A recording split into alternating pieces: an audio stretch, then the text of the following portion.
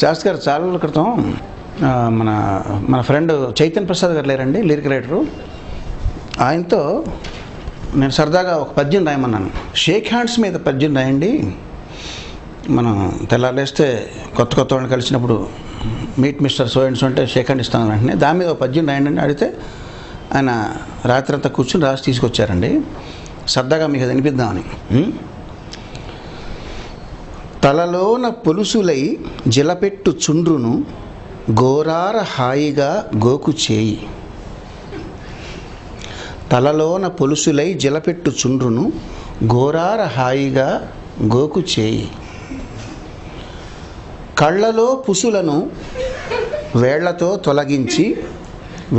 తొలగించి వాల్జూపు సొగసు కాపాడు చేయి. జలుబుతో నాసిక జలపాతమవ్వేళ చీమిడి బర్రున చీదు చేయి. ముక్కులో కొలువైన పొక్కుల్ని నేర్పుగా కెలికి వెలికి వలుచు చేయి.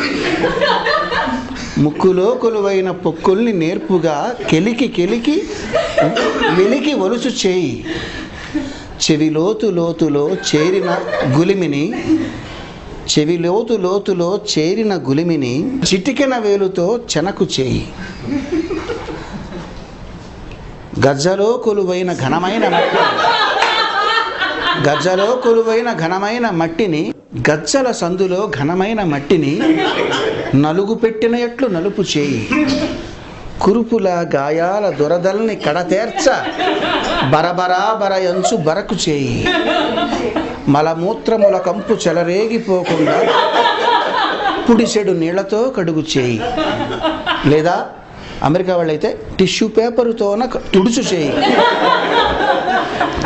అట్టి ఈ చేయి మర్యాద ఉట్టిపడగా నిన్ను తాకంగా ఇటు వచ్చుచున్నదోయి. ఎవని చేతిలో ఏముందో ఎవరికెరుక, 1000 రోగాల పుట్ట ఈ చేయి కనుక. చాలింక కరచాలనాలు చాలు, దండమెట్టిన వాడెరా ధన్యజీవి.